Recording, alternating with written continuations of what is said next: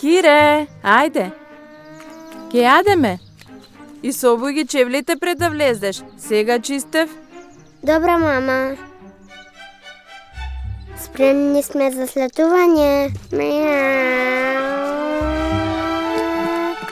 Кире!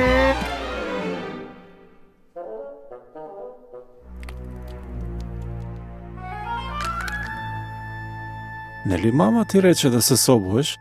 Да. Знаеш, мама денес цел ден чистеше. Како ќе ја биде кога ќе го види ова?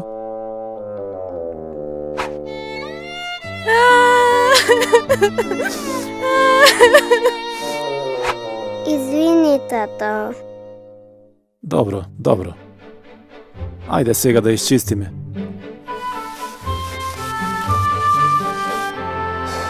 Па баш и не беше малку работа, а? Аха. Види, да ја послушаше мама, сега не ќе мораше волку да чистиш. Знаеш, сине, кога ќе ти кажеме да направиш нешто, тоа е затоа што те сакаме. Ние ти го мислиме доброто. Се секаваш што учевме на семејната вечер? Тука беше, во Ефешаните. Кое поглавје е ова? 6. Браво, многу добро. Да прочитаме што сака Јехова од тебе. Деца, значи и ти, слушајте ги своите родители, за да ти биде добро.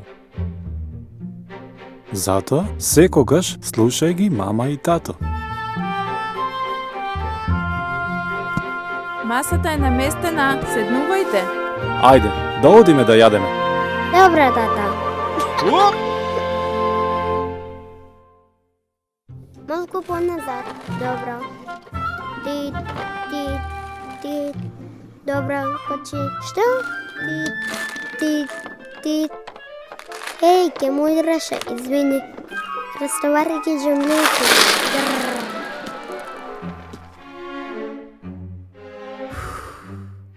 Кире, што направи? Ајде, време е за семејната вечер. Земи ја книгата. И собери ги джамлиите. Некој може да падне.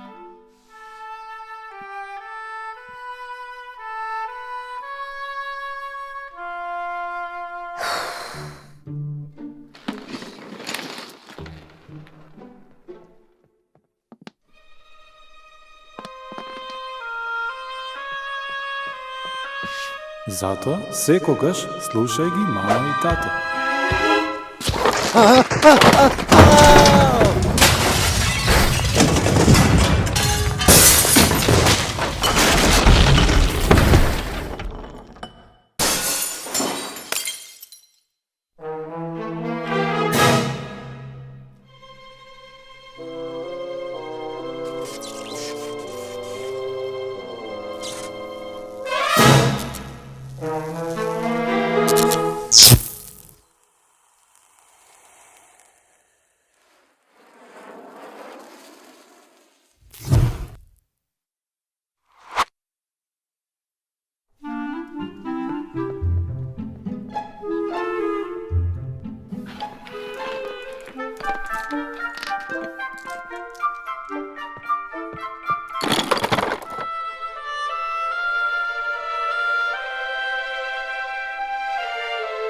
Браво!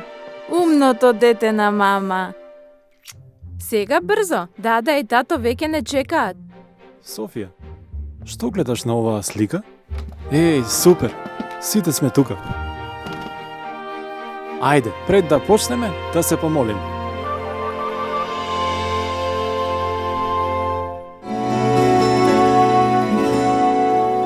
Почитувани пријатели, ви покануваме да ја следите нашата нова утринска емисија под наслов Добро утро на Радио Глас на надежта. Секој понеделник и петок со почеток во 9 часот. Емисијата ќе изобилува со нови содржини и прилози.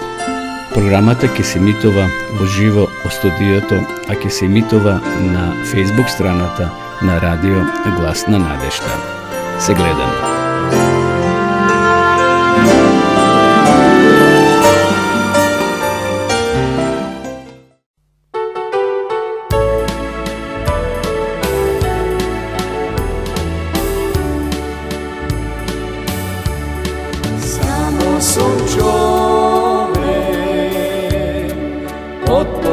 posla.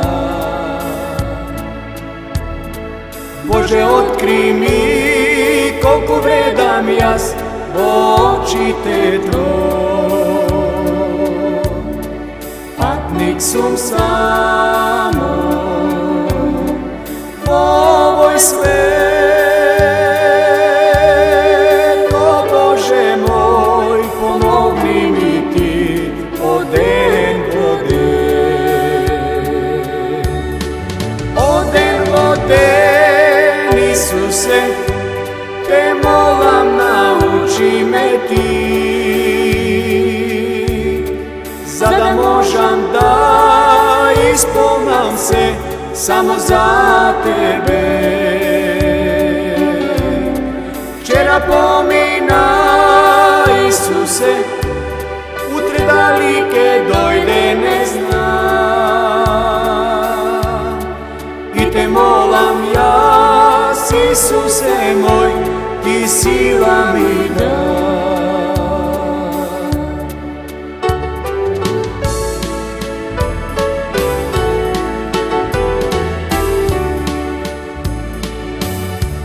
Pokaži mi skali po koji te hodam, da bi stignal jas, Isuse moj, vo nebesen dom. Pa to za nebo, daj mi go ti, moj Isuse, ti vodi me do pobeda. Od den do den, Isuse, te molam, nauči me ti, za da možem da ispunam se samo za tebe. Včera pomina, Isuse, utre dalike dojde ne znam. I te molam jas, Isuse moj, ti sila mi daj. I te molam jas, Isuse moj, ti sila mi daj.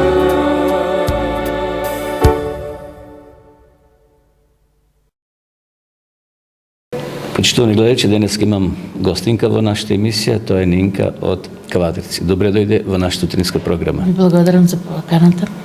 Инако, почитувани гледачи, Нинка е еден од редовните наши гледачи, кога е слободна, бидејќи таа е вработена, но сепак, како ти се допаѓа емисијата, Нинка? Па емисијата ме воодушеви од самиот почеток и бев многу радосна што едно такво убаво прекрасно утринско здание на Сабајле ќе не разбуди и со полно информации не исполнува така душевно, не охрабрува. Така, би сакал малку да поразговараме и да споделиме едно кратко искуство твое секако. Ти си христијанка, така? Да. Како го запозна Бога на еден вистински начин? Сигурно ти си родена во едно православно, поголемо христијанско семејство, меѓутоа, можеби не си ги имала тие основните познавања како денеска што ги познаваш за Господ. Вака, јас имам длабоки корени, моите дедо и баба од татко ми, они многу веруваа во Исуса и има некое посебно, од Егејска Македонија доаѓаат, они има некое посебно познавање на Исуса, бидејќи дедо ми учел во машки манастир во Света Гора. Меѓутоа не беше тоа доволно за јас да ја запознам живата вистина, правата која денеска ја познавам. Имав едно многу тешко искуство во животот, во кое се најдов малта не на дното од мојот живот, кога останав на нула. На нула, значи немав никакви екзистенции. И тогаш, кај што бев под Кирија, се случи едно силно пробудување душевно во мене, кога на Кајрон помина еден надпис, се одржува евангелизација во Адвентистичка црква во Квадрици. Да, во Квадрици. И јас ги прашав собствениците на куќата каде што престојував, каде се наоѓа, бидејќи не го познавав доволно Квадрици. Викат, па таму некаде ке Страшо Пинџер, ама немој да одиш таму, вика, тие се непознати луѓе за нас, пошто од православие. Реков само да видам и да пробам, може би она токму мене што ми треба, што ми недостасува, што ми фали. И дојдов, тоа беше 17 февруари, токму вие имавте евангелизација и беше последен ден. Ми беше жал што не дојдов на време за да слушнам и повеќе, но вие рековте не грижете се, ќе има и други предавања, ќе можете да слушате и во некои саботи ако дојдете на предавање, во продолжение. Да. И имаше и покана дека горе на спратот има чај и некои кекси. Мала закуска, да. Да. И јас таму бев топло изненадена од погледите на луѓето. Не бев укорена со нивните погледи, не бев како да сум некое непотребно како вишок, вишок, да. Не се чувствував така, него како добре дојдена се почувствував таму горе на спратот. И ми придоа некои жени, меѓу нив беше и Маре, докторката, и некои други, се не се сеќавам, стоматолог наш. Така. И мислам дека уште една докторка Снежана и некои други, некои така ми придоа, од каде си, што си, како си. И јас им кажав, бидејќи од Велес доаѓам, не сум кавадарчанка. И така, тие луѓе ми дојдоа како топли, како мои, како да ми се блиски. И од тој ден јас останав овде. После една година имаше еден стар наш брат дедо Мирко. Тој многу ме сакаше, ме почитуваше, бидејќи бев еден вид како некоја внука него. Он беше возрасен. Ајде дете, кога ќе се крстиш? Се уште не се чувствувам достојна за да го примам Исуса во срцето, уште не сум спремна. И дојде и тој ден кога јас го прифатив целокупно, срцето мое се исполни со Христовата љубов и до денеска благодарам. Која година беше тоа? Денот на крштење? 2005 во јуни. 2005. Да. И благодарам на Бога што уште ме држи во неговото. Така. Кажи ми, еве, ти благодарам за ова кратко искуство како се го запознала Бога и христијанската адвентистичка црква. Како ја одржуваш сега верата? Еве, поминало претежно прилично години. Да. Верата се одржува. Имало ли осцилации понекогаш, бидејќи животот носи и проблеми, искушенија? Понекогаш да, меѓутоа имав и искуства убави со Бога, така што јас сум доживеала некој крах во животот на животно ниво, каде што сум допрела до смртта, па Бог ме вратил. Така да јас со Бога имам и живо искуство. Тоа беше пред едно 12 години, кога ја мислев дека веќе животот за мене завршува во болница и ги слушам сестрите ми велат, мислам едни со други си прават мовет, ја изгубивме. А јас се почувствував како навистина дека заминувам, како да ме напушта духот и се најдов во една пустина. И таму гледам дека се е разрушено, немаше ништо. И гледам во тоа разрушено нешто, само помалку луѓе се движат. Реков, Господе, каде отидоа луѓето? Толку многу луѓе имаше кога ги гледав околу мене, а сега само малку. И како нешто силно, како од труба силен глас, вика, затоа што се е како поради лаодикејската помреност. Значи поспаност. Затоа се случува ова вака. И јас од таа трубна силина, од тој трубен глас, како да се освести, се врати, вели. И почна крвта да функционира повторно во мене, да ја примам крвта што ми беше дарувана. И така да, тоа ми е живо искуство што не можам јас да го заборавам и што секојдневно ме храни и ме храбри и понатаму. Дали ја делиш твојата вера и со колешки, ти си вработена во установа? Секако на работа колку што можам. Колку ти времето дозволува. Да, и колку времето дозволува и они колку имаат достапност. Колку се отворени за примање. Понекогаш кога ќе видам некоја што сака да разговара и го споделувам утринските стихови, тие се секојдневие моje, јас се будам со нив, се молам и молитвата е многу важна. Така.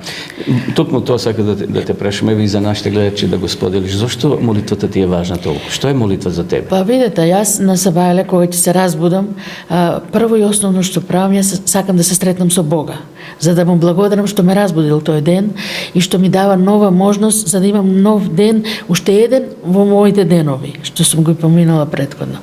Тоа е основно и да се предадам себе си за Бог да ме употреби онаму каде што смета дека најмногу би можела јас да допринесам. Едно за мое душевно растење, за да растам, како што се храниме телесно, секојдневно, нели доручкуваме, ручаме, вечераме, така и оваа духовна храна е многу битна за духовен раст. за развој. Ако не се храниме од Библијата, не ја читаме, не можеме да растеме. Значи не е возможно. Тоа е исто како некое цвеќенце, ако го засадиме само и не го полеваме, тоа ќе овене и ќе се уништи. Еве, при крај сме на овој разговор, сакам само да дадете вие или ти една порака до нашите гледачи во врска со утринската програма на Радио Гласна надежда. Зошто е корисна таа програма да ја следиме? Па вака, Гласна надежда е вистинска порака до секој граѓанин што може да допре и убаво е да се слуша секое утро, затоа што на вистина Бог праќа прекрасни пораки во таа утринска програма и не се само тоа Божји пораки, него има и од секојдневието пораки, има пораки што луѓето можат да ги научат да бидат едни со други поблиски, затоа што љубовта почнува да се лади и тоа на големо веќе се чувствува помеѓу нас. Луѓето гледаме и на работа, секој го гледа сопствениот интерес, значи станавме луѓе од интерес и од корistoljubiје. Некако луѓето како да се отуѓуваат, наžalost. Овие интернетот е колку е добар, можеби толку и лош, бидејќи се повлекувме секој во своето ќоше некако. И тука преку мобилните само го гледаме светот, наместо евето дружење и самата емисија споделува нели рецепти и разни совети, така да ти благодарам што ја следиш нашата емисија. Ви благодарам и на вас што ме поканевте денеска да бидам ваш гостин и ви посакувам многу благослови да имате и со радиостаницата и во многу други полиња да напредувате и Бог да биде што поскоро поблиску во секое срце. Така. Ти благодарам, Нинке, за учеството во нашата утринска програма. Почитувани гледачи, продолжуваме со нашата програма.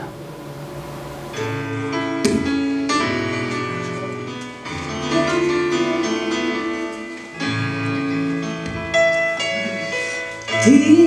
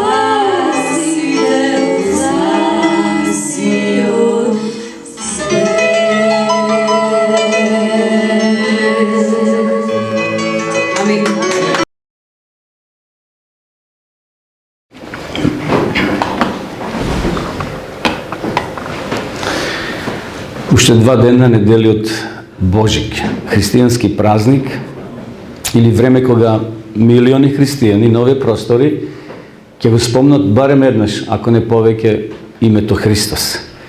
Па ние преку ова проучување, браќи и сестри, ќе се придружиме да се подсетиме за значењето, за вредноста на Христовото раѓање. Би сакал после да ви поделам едно Исусово Божикно писмо, сега нема да го читам ради времето, но ќе го добиете секој. И овде ќе видиме во тоа писмо како Исус се чувствува на неговиот роден ден, што сега многу ќе го слават. Едни го славја пред 14-12 дена, некои сега ќе го слават за 2 дена, но ќе си прочитате овде и ќе видите колку Исус е жалостен, што на неговиот роден ден не е поканен. Туку луѓето се свртуваат кон јадење, кон пиење и кон други работи. Затоа ќе прочитате подоцна во писмото кое ќе го добиете. Но сепак, сега е време, или овие денови ќе биде време, кога луѓето ќе се поздравуваат со непознат христијански поздрав. Христос се роди. И како одговор, на вистина се роди. Ке има многу свечени трпези, многу цркви ќе бидат украсени со јаслици, со слама, со јагниња, со овци. Тука ќе бидат и Марија, и Јосиф, заедно со малиот Исус. Средствата за јавно комуницирање ќе ги објават говорите, поздравите на црковните представници, ќе се читаат текстови по весниците на интернет, ќе се објавуваат разни сликички, јасли со Исусовото раѓање. Едноставно ќе се цитираат оние познати текстови од Библијата: слава на висините, а меѓу луѓето добра волја. Едноставно на тој начин ќе се посака да се внесе радост во животот на другите личности. Браќи и сестри, Христовото раѓање е центар на христијанството. И сите мисли во тоа време се свртуваат кон Ерусалим, вековната борба на старите евреи да доживеат повторно слободување од робството во кое се тие наоѓале. И навистина, после 4000 години, после 2000 години, после сите царства кои биле на оваа земја, во кои евреите масовно учествувале како робови и како подчинети, ќе светне оној вистински ден за евреите. Ќе се роди Христос, што значи помазаник. Месија значи Христос на грчки, помазаник, Божи син. Ќе се роди на оваа земја и ќе стане најголем меѓу луѓето. Дар со кој грешното човештво ќе биде откупено од гревот. И навистина, ова мала територија, мала земја, дел од светот. Значи овде лево го гледате Египет, кај што биле 400 години во робство самите евреи, и витувањето Боже дека ќе ги ослободи и дека тие повторно ќе се вратат на своите корени, повторно ќе се вратат од таму каде што некојаш живееле, каде што Јаков под силата на гладта ги испратил своите синови да побарат, да купаат жито во Египет. И знаеме историјата како ќе останат подоцна и робови во таа земја. Навистина, многу евреи доживееле разочарување. Нивните соништа секогаш не се остварувале. Едно робство, друго робство, 400 години, па потоа Вавилонско робство, па други робства ќе се случат, но на крајот денот ќе осветли. И за време на Римската империја, овде ќе се роди Исус. Исус ќе порасне. За тоа време Исус ќе биде фатен, раснат и убиен, односно раснат. И навистина, ние денеска ќе се постави прашање како го доживуваме Христовото раѓање. Дали само како еден од многуте великани кои се родиле и луѓето ги обележуваат како нивни родендени, или нешто посебно? Дали Христос само треба да го обележиме со црвена боица или мастило на календарот, или Христос треба постојано да се раѓа во нашите срца? Ајде да го читаме текстот, да видиме како се тоа одвивало и што ни кажува Лука во своето Евангелие. А во она време излезе заповед од царот Август за попис на сите жители. Тоа беше прв попис кога Квиринеј управуваше во Сирија и сите одија да се запишат, секој во својот град. Така Јосиф отиде од Галилеја, од градот Назарет, горе во Јудеја, во Давидовиот град, кој е наречен Витлеем, зашто беше од Давидовиот дом и семејство, да се запише со Марија, свршената со него жена која беше бремена. А кога беа таму и дојде времето да роди, и го роди својот син, првенец, па го пови и го положи во јасли, зашто за нив немаше место во гостилницата. А во тој крај пастири нокева под ведро небо. Интересно, пастири нокевале под ведро небо. А сега надвор што има? Снег. Можно ли овците сега некој да ги чува горе на витачот? Ќе смрзнат тие овци. Очигледно, датумот 7 јануари не се совпаѓа со самото раѓање или времето на Христовото раѓање.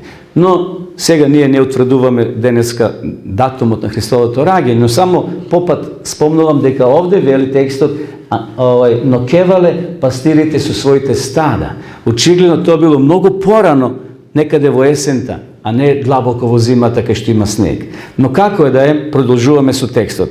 И вели, во тој крај пастири нокева под ведро небо, чувајќи го своето стадо. И отеднаш Господов ангел им пристапи и Господовата слава ги осветли, па се оплашија многу. Ангелот пак им рече, не бојте се, зашто еве ви јавувам добра вест, голема радост, кој ќе биде за сите народи. Зашто денес ви се роди Спасителот во Давидовиот град. Овие се интересни работи што малце подоцна ќе се навратиме. Зошто се спомнува Давидов град? Зашто имало и друг Витлеем. Добра вест, голема радост, вели, голема радостна вест. И овие знак ќе најдете младенче повиено како лежи во јасли. И отеднаш со ангелот се најде множество небесно воинство кое го фалеше Бога во висините и на земјата мир, меѓу луѓето добра волја.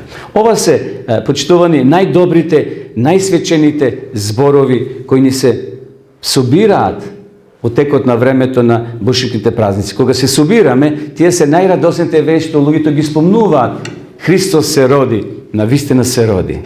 Да погледнеме, може би, за прв пат во овој текст, што пред малце го прочитавме, веќе се повторно навратиме, овде вели да отидеме до Витлеем и да видиме што се случило там. Кога ангелите ја слушнале вест кога пастирите ја слушнале вест од ангелите, тие си рекли меѓу себе да отидеме и да видиме што се случува во Витлеем. Вистина, една мисла постојано, браќи и сестри, ми се наметнува. И тешко може да и се спротивставиме. Дали во Христовото раѓање имало некои грешки на местото на неговото раѓање? Дали имало некои грешки? Неколку луѓе каде би го очекували Исус да се роди? Каде би се очекувало да се роди еден цар, односно син на цар? Во палата. Значи, кога ќе се породи некоја глумица или принцеза, овие што се во Шпанија, во Англија или не знам каде се имат се уште царства и кралства, што прават новинарите пред болниците? Чекаат за изјава, така. Но дали има грешки во Христовото раѓање? Каде Исус се родил? Деца, каде Исус се родил? Во штала, меѓу овци, меѓу кози, меѓу јагниња. Дали овде има грешка? Што значи тоа? Ајде да го прашањето поставиме појасно. Толку пати сме слушале за Христовото раѓање, сме пишували теми, проповедале. Христос се родил во штала. Зарем така се дочекува царот на славата? Каде е овде свечениот пречек? Каде е прославата? Каде е неговата царска палата? Има ли грешка во пишувањето на пророците, во нивните извештаи кога е во прашање Христовото раѓање? Може би, од друга страна, ние кои сме симпатизери, кои го сакаме Исуса, сме исполнити со бес на самата помисла дека сето тоа не би било како што требало да биде. Ако ние некој го сакаме и го почитуваме, сакаме да бидеме на повисоко ниво, да Исус се роди под едни подостоинствени услови, а не Марија да зависи таму од даровите на овие тројца посетители, може би до овчарите донеле некои крпи да го детето затоплат, да го повијат. Што повеќе размислуваме за оваа тема, се повеќе разбирам дека сепак се било совршено. Се било совршено и се совпаѓа и дека нема ништо, браќи и сестри, неисправно, погрешно во тој исклучителен настан кој се случил пред повеќе од 2000 години во Витлеем. Или, поточно, Исус се родил на периферијата од Витлеем, не во самоот град. Не во самите тие познати хотели во тоа време кои постоеле, иако биле веќе преполни, биле полни со посетители, затоа што се вршил попис. И многу луѓе од другите градови и места дошле во својот роден крај да го извршат тоа граѓанско, да го завршат тоа граѓанско право. Овде се спомнува добар пастир. Не само што немало место во градот, што немало место дури и во гостилниците. Едноставно, тоа укажува на фактот дека Јосиф и Марија сепак пронашле добро место за сместување. Може би од наша перспектива денеска тоа е мизерно, тоа е испоценето место. Меѓутоа, денес треба ние да откриеме вистината дека Исус е роден на вистинското место и нема никаква грешка според пророците кои го тоа прорекле, кои го најавиле 700 години однапред. Не промашеле ништо. Воопшто немало никаква грешка во Христовото раѓање. Овде се родил Исус. Овде вели, читавме во Витлеем, во градот на Давида. Во прилог на тоа, еве ги Христовите зборови кои го потврдуваат тоа што го јас зборувам денеска. А го запишал Јован во 10 глава. Јас сум добриот пастир. Гледате Исус со што се поистоветува. Добриот пастир го дава својот живот за овците. Ке видите дека, ако го анализирате Христовиот живот, многу изјави се вртат околу овците, околу пастирството на Исуса. Наемникот кој не е овчар, кому овците не му припаѓаат, го гледа волкот како доаѓа. Ги остава овците и бега. А волкот ги разграбува и ги распрснува, зашто е најамник и не се грижи за овците. Јас сум добриот пастир и ги познавам моите и моите ме познаваат мене. Како што таткото ми ме познава мене, јас го познавам мојот татко и јас го давам мојот живот за овците. Гледате колку пати се спомнуват овде овците. Исус се поистоветува со овците. Како пастир и други овци имам што не се од овој овчарник и нив треба да ги доведам, па ќе го слушат мојот глас и ќе биде едно стадо и еден пастир. Наистина, најголемата потреба на израелскиот народ, почитувани, не бил ослободител. 3 царства веќе се зад нив. Ги издржале сите 3 царства. Сега се наоѓаат при крајот на 4-то царство. Припадниците на овој народ биле ослободени со неколку одведувања во Вавилон и кој знае колку налети на околните народи. Знаеме дека израелците неколку пати биле одведувани, евреите, во робство. Сега веќе при крај на нивната мизерија. Наскоро ќе дојде Исус, но Исус нема да дојде како ослободител од римската чизма или јарам. Меѓутоа, има ли нешто овде попотребно од пастир на стадо кое се раселува или некои отишли во Вавилон и така натаму? Исус дошол да ги собере повторно, како што овчарот ги повикува овците и тие го слушат неговиот глас и доаѓаат со него во трлото. Наистина, Исус овде се поистоветува со пастир. А каде е местото на пастирот? Со овците или без овци? Со овци. Местото на пастирот не е во град. Местото на пастир не е во гостилница. Или таму каде што не е стадото. Туку таму кај што се овците. Витлеем е наречен Давидов град. Но каде е пророкот Самуил кога дошол во Витлеем? Го нашол Давид во градот. Каде бил Давид сушност кога го барал Самуил за да го зацари и да го одреди кој ќе биде цар? Каде бил малиот Давид? Со овците. Гледате каква линија ја следиме. Зато е наречен Витлеем Давидов град. Овде бил со стадото Давид покрај него, кога не идувале мечки, кога не идувале лавови. Што правил Давид со тие диви зверки? Се борел за своето стадо, за секоја овца која се наоѓала во опасност. И сега, браќи и сестри, можеме малце подобро да разбереме зошто Исус ќе се поистовети со овците, Зошто Исус ќе биде во Витлеем надвор роден, во штала, меѓу животните, меѓу овците, не во гостилница, не во луксузен хотел. Не, Христос се раѓа во штала, во засолниште, зашто му припаѓа на стадото. Пастерот живее со своето стадо, вистинскиот пастир. Читавме пред малку, Исус дава две варијанти, најамник и пастир. Кој е тој најамник? Тој кој е платен за пари, само да му помине времето од 6 или од 8, кога ги пушта овците па до задисонце и само ги брои деновите да му дојде први. Но Исус овде вели, вистинскиот пастир го полага својот живот. Тој го дели нивниот живот, ја дели судбината на овците. Заедно со овците пастирот поднесува студ, топлина, ја чувствува нивната жеп, се грижи за нивната храна. Со еден збор тој го живе животот на своето стадо. Легнува, станува со него, со овците, делејќи ја неговата судбина. И навистина може да читаме текстови кај што вистинските пастири се грижат за своите овци. Тие се деноноќно, тие испијат тука пред овците да ги заштитат од дивите ѕверки. Еве што вели Исус Бог во 23-тиот псалом. Господ е пастир мој. Ово го пишува Давид. Ништо нема да ми недостасува. На зелени пасишта тој ми дава починка, при тивки води ме води. Ја освежува мојата душа, ме води по патеките на правдата, поради своето име. Ако тргнам и низ долината на смртната сенка, нема да се уплашам од смртната сенка, нема да се уплашам од злото, зашто ти си со мене. Твојот жезал и твојата палка ме утешуваат.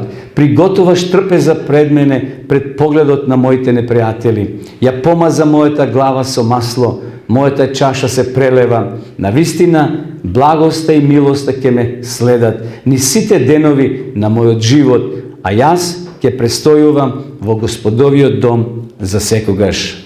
Некои теолози, браќи и сестри, велат и тврдат дека овој псалом, како и многу други текстови во Библијата, е пишуван во вид на пирамида. Знаете како изгледа пирамидата? На нивото е широка пирамидата и како одиме нагоре, таа се по-стеснува и стеснува. Врв на пирамидата е 4-тиот стих. Ако отворите во Псалам 23 глава, ќе видите таму 4-тиот стих е врвот, велат теолозите, на пирамидата. Може би се во право, но затоа што ова пирамида има само влезни скали и нема симнување од врвот. Значи пирамидата се качуваш, има скали за нагоре, односно влезна врата или скали, но нема за симнување. Местото на престојување на ваквиот пастир во описот кој го дава царот Давид не е палата, туку простор покрај стадото. Тоа е целта. Давид вели: Господе пастир мој, ништо нема да ми недостасува. И таму кој ќе дојде на врвот, таму кој ќе се почувствуваш и сам, осамен, тој вели понатаму и смртната сенка ако поминам. Гледате, смртта е сенка, браќи и сестри, за нас. А сенката дали е статична? Дали е постојана? Не. Како се создава сенка? Под влијание на светлост. Значи, кога сонцето светли и се појава сенка на цвеќе, на дрво, на куќе, така натаму. Штом сонцето се свртува, сенката нема. Значи, смртта е само сенка. Денеска е, утре не е. Местото на пастирот го опишува овде во Псалом самиот Давид. Или ништо нема да ми недостасува. Таквиот пастир е покрај стадото, да ги согледа и задоволи сите негови потреби. Понатаму вели: на зелени пасишта ме води, ми дава починка. Овците каде треба да бидат? На градскиот плоштад или на речињата? На речињата, таму кај што се ливадите. И затоа овде вели Давид: на зелени пасишта тој ми дава починка. Тој го задоволува, ја задоволува глата на овците. Понатаму вели: ме води по тивки води. Погледнете какви се тие ливади. Тука се овците, на ливадите, не на градските плоштади. Ме води при тивки води. Мир, тишина, бистра вода, чиста вода која тече далеко од градот, во поточе кое весело тече меѓу витлемските речиња. И затоа пророците предвиделе, прорекле дека Исус ќе се роди таму, тука на падините во близина на Витлем. Понатаму Давид вели, ја освежува мојата душа. Каде се сместуваат установите, болниците за лекување на тие потреби внатрешни на човекот? На белодробни заболувања. Каде се болниците? Во градските средини или каде се наоѓа Јесеново? Знаете каде е Јесеново? Близу Велес, односно Чашка, односно Извор. Тоа се болници сместени во близина на планина, на шума, кај што луѓето ке дишат чист воздух. И затоа вели, ја освежува мојата душа. Понатаму ме води по патеките на правдата. Праведните патеки се чисти, свети, праведни. И 4 стих создава пресврт. Може би затоа многумина го гледаат како врв на пирамидата. Секоја претходна мисла говори за Бога во трето лице. И сега еве што вели Давид. Тој е мојот пастир, на зелени пастишта тој ми дава починка. Тој ме води по притивки води. Тој ја освежува мојата душа. Тој ме води по патеките на правдата, но низ долината на смртната сенка. Тој останува близу до нас, бидејќи ти си со мене, Давид вели. Далечината е намалена, тој веќе не е некаде на страна. Гледате какво чувство доживел Давид. Се поистоветува со овците, дека тој пастир кој ги чува тие овци, кој се грижи за нив, е неговиот Бог. Исус, браќи и сестри, дошол на оваа земја, се родил според програмата, би рекол, според тоа сценарио, според пророштвата кои биле дадени 600, 500, 700 години однапред. Исус дошол да живее со своето стадо. Со него да оде низ долината на смртната сенка, да го подржи, зацврсти со својата пастирска палка. И затоа кога ние ќе поминеме или поминуваме низ тие сенки смртни, тешко е, но не сме сами. Давид вели, Исус е со нас, нашиот пастир, тој е поред нас. Меѓутоа, тој изјавил дека дошол да служи, а не да му служат. Тој дошол самиот да постави трпеза и да му служи на своето стадо, а не стадото да му служи на пастирот. Исус е спореден со Божје јагне. И затоа овде ги гледаме јагнињата. Тука во шталата, тука се овците, тука се јагненцата. Наистина, Витлем е вистинско место каде што Исус требало да се роди. По падините на Витлем имало илјадници овци, како никаде на друго место во Израел, во Палестина. Гледате, однапред Бог предвидел 700 години. Исаја пишува каде беше во 9 глава, каде ќе се роди, во кој град. Михеј пишува за тоа, дека ќе се роди во Витлем, Давидовиот град. И тука падините исполнети со овци и јагниња. Исус ќе биде поистоветен. Исус ќе се роди токму. И еве што вели текстот. Утре дента Јован го види Исуса како доаѓа при него и рече: еве го Божето јагне, кој ги зема гревовите на светот. Што го натерало, браќи и сестри, Јован да го спомни името јагне?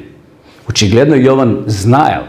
Очигледно Јован бил информиран што пишувала Библијата, односно Стариот Завет, за пророштвото на Исуса Христа.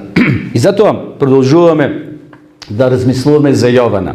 И Јован слободно може да кажеме дека навистина како евангелист ги сватил пораките за мисијата на Исуса Христа. Другите евангелисти, значи Матеј, Марко, Лука, зборуваат за неговото родословие, за местото на раѓање, настанете поврзани со Христа.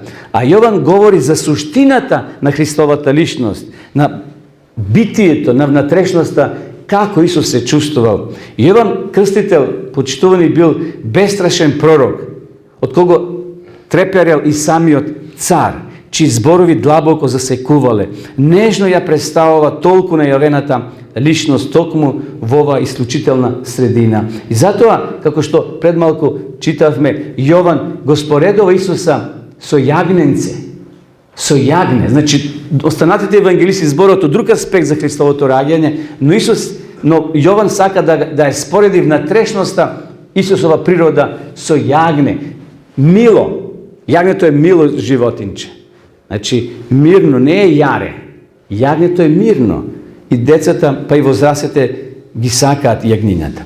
Јован навистина ќе каже правата вистина за Исуса Христа. И така, како и многу други утра, едно невино јагне жртвовано на олтарот во израелскиот храм. Исус се родил, а во Иерусалим и понатаму пренесувале жртви. И понатаму свештениците си терале по тој стар закон, бидејќи ја имале вистината в раце, но не сакале да ја видат. И понатаму тие пренесувале жртви кои го символизира јагнето на Исуса Христа или овцата. А долу Исус е веќе распнат на Голготскиот крст. Свештеникот ќе продолжи понатаму да пренесува жртви наутро и навечер и уште многу денови. Но, браќи и сестри, Исусовото доаѓање, како што било најавено, и така се остварило. И Јован вели, тогаш Исус им рече: вистина, вистина ви велам, јас сум вратата на овците. Сите кои дојдоа пред мене се крадци и разбойници, но овците не ги послушаа.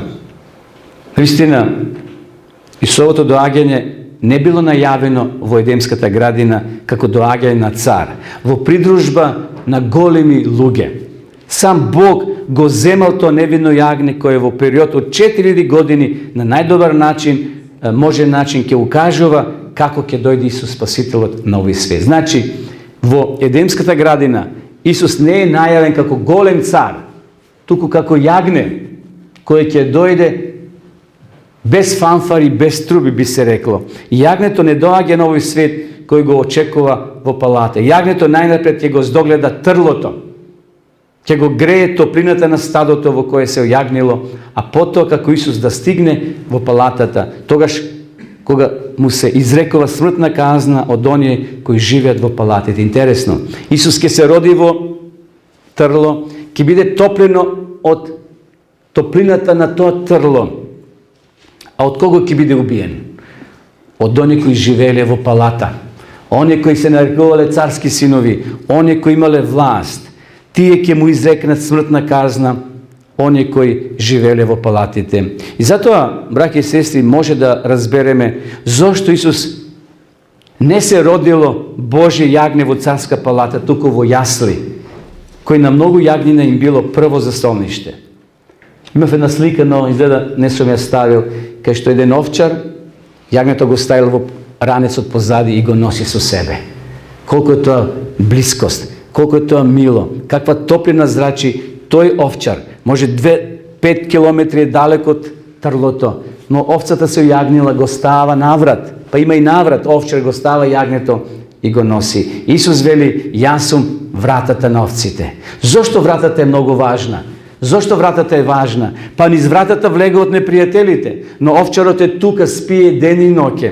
Тој го полага својот живот ако е потребен.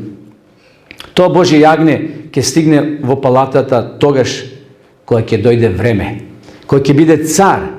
Исус е господар на целата вселена. Тој наскоро ќе дојде, но не како јагне, не како мало безпомошно бебе. Исус ќе дојде како цар на царевите. Навистина, ова е само уште еден прилог на нашето тврдење дека Исус е роден на вистинското место, во вистинско животно обкружување. Исус вели, јас сум вратата. Уште една важна причина зашто Исус е роден тука каде што е роден. Наоѓаме во неговите зборови, што еве, нели ги читавме пред малку, кај што Исус вели, јас сум вратата на овците. Кој дојдо пред мене се краци. Гледате, доаѓаат луѓе, ќе доаѓаат во името на Исуса, ќе се представува дека тие се врата. А Исус што вели за нив? Исус вели за нив дека се краци, дека се разбойници. И браќа и сестри, мора да внимаваме. Кога се наближуваме до времето или до денот кога многу луѓе ќе го слават Христовото раѓање, многу ќе бидат заведени од оние краци, условно кажано, оние кои ќе го спомнат Христовото име, а се во волци во овчи кожи. И затоа Исус зборува, мора ние да бидеме внимателни, мора да им укажеме на луѓето да се осврнат до Библијата. Тука е оригиналот, тука е вистината. Да, нека го прослават Христовото раѓање, но не е доволно само еден ден да го бележиме. Ние треба постојно, секојдневно да го да му дозволиме на Христос да се раѓа во нашите срца, во нашите мисли. Може би сме забележале многу библиски текстови и толку пати сме ги нагласувале, но овде Исус вели: јас сум вратата на овците. И сите кои дојдоа при мене, кои дојда пред мене, се крадци и разбойници, но овците не ги послуша. Кој глас ти слушаш? Чии гласови ние слушаме во овој постмодернистички свет, кога се луѓето сакаат да допрат и со умот да го разберат? И не веруваат, вели. Не верувам ја во тоа што пише во приказки. Јас сакам да допрам, јас сакам да видам. Меѓутоа, во природата има толку работи кои не ги гледаме, кои не ги допираме, а веруваме. Сега немаме време да ги спомнуваме. Меѓутоа, потребна е овде вера. Она истинска вера која не е потребна. Единствена врата за вечноста е Исус, почитувани. Единствена врата за спасение е Исус. Единствена врата е Спасителот Христос, кој ќе влезе при мене, текстот вели, ќе биде спасен. Колку пати бегалците пронаоѓале заштита преку некоја врата. Сте гледале филмови како некој е бркан од некоја група на луѓе и тој пробава да влезе во нечи двор. И кој ќе налета на некоја отворена врата, тој брзо влегува и ја затвара врата. И тоа му е спас од непријателите кои го бркат. Колку пати вратата и за нас ни представувала заштита. Колку пати за животните вратата представувала заштита од волците, од мечките, бидејќи тие се послави како созданија. Вратата е многу важна. Да побегнеме на време, браќи се, и ние од гревот преку Христа, кој е наше спасоносно засолниште. Меѓутоа, Исус не рекол дека тоа е врата, било која врата. Некој ќе рече: па јас ќе си влезам низ ова врата. Може да влезеш, но таа ќе те однесе во пеколо, таа ќе те однесе на лошо, таа ќе те одвои од Христа. Не секоја врата. Исус не вели: јас сум секоја врата. Кај ќе влезете, таму ќе најдете засолниште. Исус вели: влезете низ тесната врата, бидејќи широката врата и широкиот пат водат во пропаст. Низ која врата ти и јас сакаме да влегуваме, браќи и сестри? Трлото, кој го спомнавме неколку пати, во кој се собират овците, представува нивна сигурност. Тоа е место на кое тие се со задоволство се враќаат. Вратата на која излегуваат, врата низ која се враќаат. Многу е битна таа врата на трлото. Сте виделе трло како е направено? Значи, со зидови, со будликави трња ставено, има една посебна врата, која е за Велес од лево, од градско има трла. Има и према Штип таму, има, сте виделе, и на Витечот има. Значи, трло, оградено, отворено небо, и тука на, може би, заградена просторија, но само една врата има, која дозволува да се влезе и да се излезе од трлото. Вратата за овците не се прави во град, како и тогаш, во Христово време, туку на бреговите на витлеемските ричиња, за да му служи на стадото и на неговото засолниште. Таа врата, почитување, се уште отворена, но бидете сигурни, ќе дојде ден, ќе дојде час, ќе дојде време, како што истакнува апостол Јован овде, во своето послание во Откровението, кога пасторот ќе ја затвори, за никој повеќе не може да влезе. И сеќавате кога Ное ги последен пат повикуваше своите сограѓани, кога им велеше: почитувани, влезете, вратата е широм отворена, зашто ќе дојде миг кога вратата ќе се затвори. И денеска вратата е отворена. Исус вели: влезете низ тесната врата и тесниот пат, бидејќи широката врата и широкиот пат водат во пропаст. Овој повик, почитувани, за тебе и за мене. Овој повик за ова генерација која живе во посебно време. Ние ги денеска у очи Божик оживуваме сеќавањата на Христовото раѓање. Повик до сите кои во овие возвишени денови ќе ги поминат собрани, може би на некој тивко место, далеко од раскошни палати, блескави улици и богати безсмислени гозби, во потрага по познавањето на суштината на вечното спасение. И затоа и ние, почитувани, да побараме некое тивко место, кај што ќе отвориме Библијата и ќе читаме во Лука, во Матеј, ќе читаме во овие Евангелија да се подсетиме условите какви биле, под какви околности Исус бил роден. Да се вратиме во мислите дека Исус тоа го направил за тебе и за мене. Зашто Исуса после раѓањето го очекувале уште 33,5 години, кај што тој ќе даде белег на христијанството во почетните години. Да разбереме, почитувани, дека Исус Христос, како добар пастир, го започнал својот живот. Токму таму, како што вели Библијата. Не на гозби, на пиење и славење, како денеска што многу луѓе во Христовото име, во име на Неговото раѓање, ќе седнат, ќе пијат и ќе се испеен јанчат. Ова писмо ќе ве подсети како ние ќе го прославиме Христовото раѓање. Дали, како овде што вели, со подароци да се разменеме, а за Исуса нема место. Исус вели, кога не ме поканија, јас титко влегов и седнав во едно ќоше. Сите поздравуваа, сите се веселеа. Во еден миг во собата влезе некој странец со долга бела брада, облечен во црвено. Делуваше уморно и напит. Уморно седна во една од фотелите и сите потрчаа кон него, веселејќи се како да веселбата беше приготвена во негова чест, а не во моја. Христос ќе биде многу жалостен овие денови, што многу луѓе ќе немат време за него, а ќе приредуваат прослави, пијачки, ќе се гоштеваат во неговото име, во име на неговото раѓање. Затоа Бог да ни помогне, браќи и сестри. Тоа јагне кое доброволно се жртвувало себе си за нас, да го прифатиме. Не само да го прославиме еден ден, туку секојдневно да го славиме во нашите животи.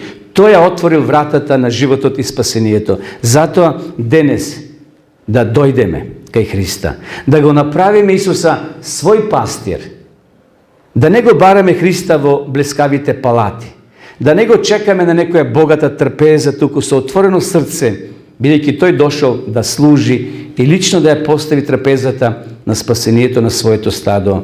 Иако скромно, твоето и моето срце може би личат на витлеемските штали, односно јасли.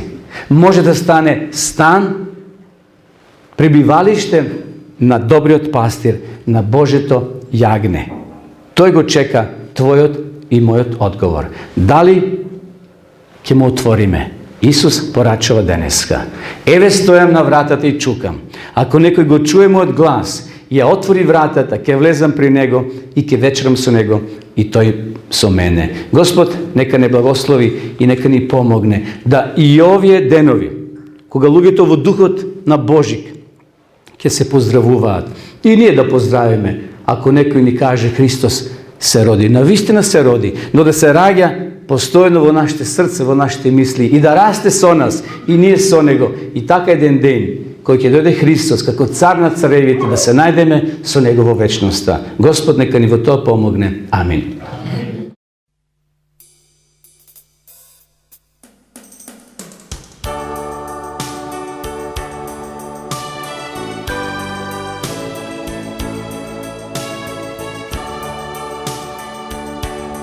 Сигурно сладка, Исусе мој, о каква радост за мене тој.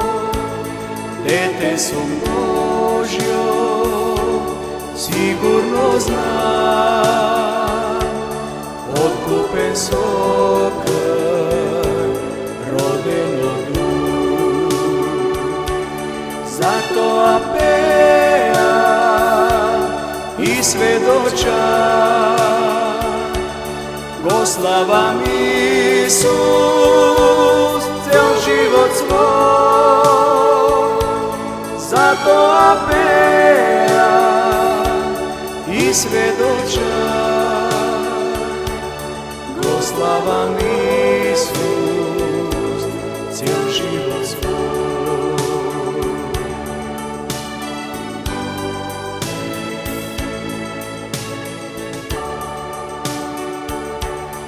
Од срце живо му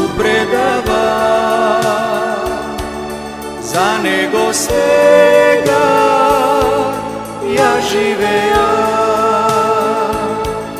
Milost i ljubov mi praća Bog, svakodnevno me ohrabrova.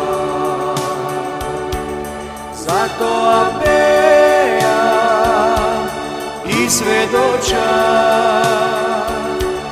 go slavam Isus, cel život svoj. Zato apeja i svedoča, go slavam Isus, cel život svoj.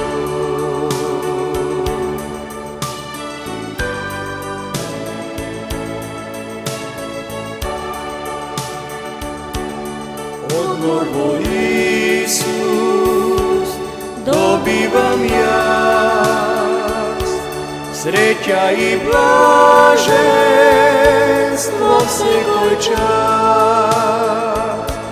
Sokrenat pogled očekuvam, do njegov presret da pogledam. Zato apejam i svedočam, go slavam Isus, cel život svoj. Zato apejam i svedočam, go slavam Isus, cel život svoj. Go slavam Isus, cel život svoj.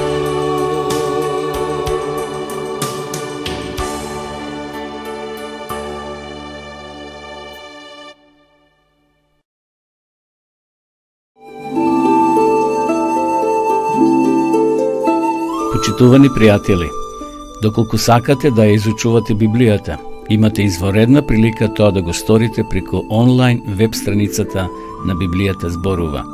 Оваа веб страница е креирана за да ви обезбеди сеопфатно, организирано и темелно проучување на Библијата. Курсевите се бесплатни и без обврски. Можете да го следите во кое било време, тогаш кога вам ви одговора. На располагање ги имате следниве курсеви: библиска археологија, библиски пророштва, за верата и верувањето, библиски совети за здравјето, библиски совети за бракот и семејството. Запознајте ја Библијата, Светото писмо на Стариот и Новиот Завет преку курсевите на интернет или во печатена форма.